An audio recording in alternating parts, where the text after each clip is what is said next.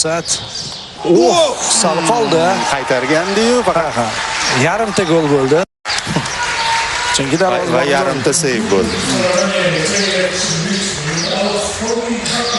Ikkinchi qavatda kurashishga. Hatto Niderlandiya o'ynayotgan bo'lsa ham ikkinchi qavatda urib oladi deb hisoblashyapti. Xo'sh, bitta Doston.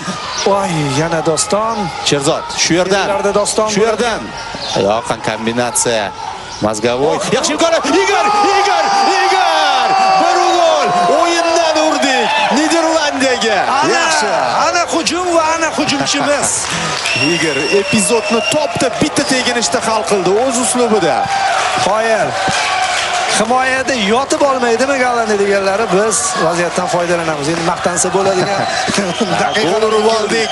Maqta hozir ayni vaqtda emotsiyalarni chiqarib olaylik biz ham. Penaltini evaziga olgan vaziyatimiz. Ikkita o'yindan beri kutayotgan golimizda emotsiyalarni chiqarib olaylik do'stlar, to'g'ri tushunasiz?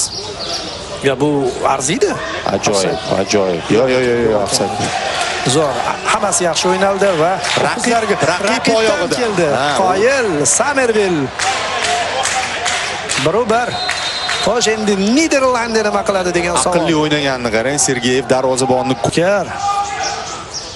Zarba yo'llandi va noto'g'ri tepdi deyapti. Ko'raylik buni ham bir.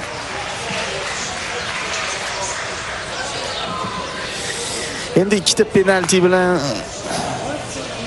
yutdilar endi. Ketishi mumkin Niderlandiya. Nimaga e'tiroz bildirdi hozir? Sakrab turdi, tepdimi bir qanaqadir? Yo'q. Hammasi joyida. Tayanch oyog'i ko'tarilib ketmadimi oxiri? Mana bu yerda hop.